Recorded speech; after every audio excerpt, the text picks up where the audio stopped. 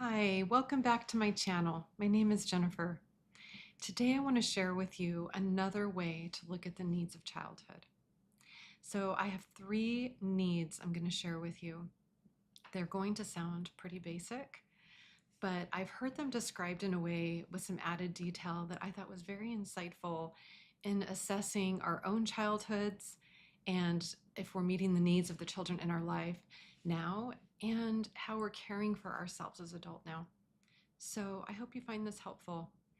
So I heard it described this way by Alex Howard, and I really like his stuff. So you could find his website or his YouTube channel in his name, Alex Howard. So the first need is safety. And I know that sounds really basic, like protection from harm. And of course, every child needs this. In addition to protection from harm, let's add more to safety. Safety is emotional regulation. It's a nervous system where that is at rest, most of the time. That learns that normal, such as being in the home, there is a feeling where the nervous system is calm and not in fight or flight. Such an important part of this is having an adult to regulate, because as children have difficult experiences, they need to go to an attachment figure who remains calm and then helps calm them, and that's how they learn to calm themselves as grown-ups. So in the home, emotional safety, regulation, calm most of the time, and adults who can regulate the child most of the time. Adults aren't perfectly regulated all of the time, but there isn't a continual sense of distress or a very common sense of distress where the child in those circumstances will learn that the normal is an amped up feeling, and we don't want that. We don't want normal to feel like like cortisol's rushing through the body, or a state of fight or flight. So ideally, the home is a place where the child can feel peaceful and calm, and other places in their life too. We want them to feel safe everywhere. So safety. The second need is boundaries. And this is the ability to feel, I can say no, I can say yes, feel safe in my body. And the child learns that their empowerment and autonomy and being able to like something or dislike something, agree to something or not agree to something. This involves privacy. I believe it's important for children to have a space in the home and close the door, lock the door, be alone, regulate. That they have belongings that belong to them and they can protect those. I'm sure that you'll be able to think of more, and I might think of more in a minute around boundaries, but again, so important.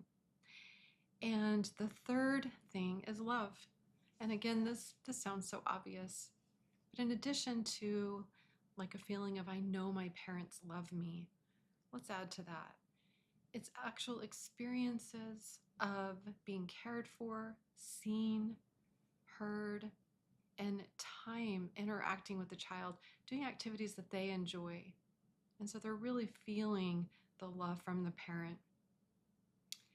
So other ways to show love are attunement. I really love this word when we talk about attachment. I believe it's the most important attachment need.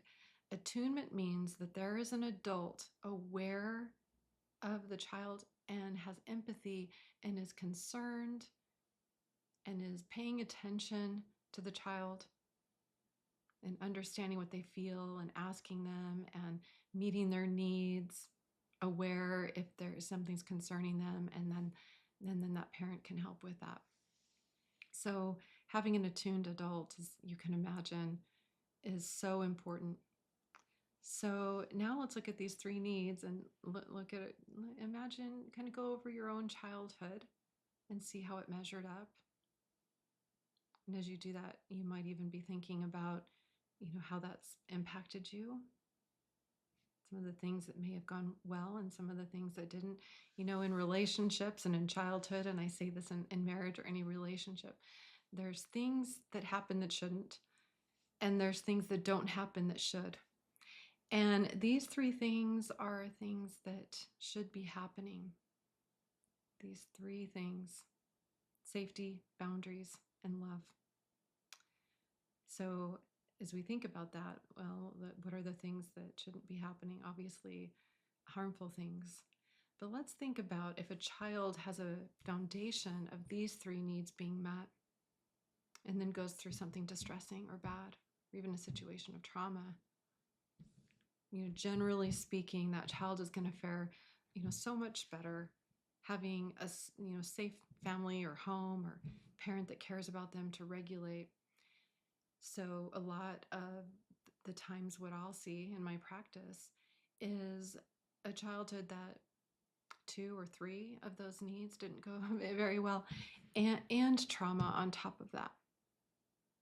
And so let's think about it like this too, that if those needs weren't met, there's healing that needs to happen. I've heard trauma described as little t trauma and big T trauma, but attachment needs not being met is needs healing as well. And then when things happen that shouldn't, we will call that the big T trauma. And we're going to be getting more into that in videos coming up. So think about the children in your life, and if these needs are being met, what would the world be like if everyone had, safety, boundaries, and love growing up? And then think about yourself as an adult, and are you creating the life where these needs are met inside of you now? Do you have safety? Do you feel safe in your spaces and in your relationships and in your home, where you feel calm and aren't in fight or flight? Boundaries. Can you say yes or no? Do you know what's yours, what you like, what you don't like? And have spaces and are comfortable saying no when needed. And love. And are your relationships nurturing, kind?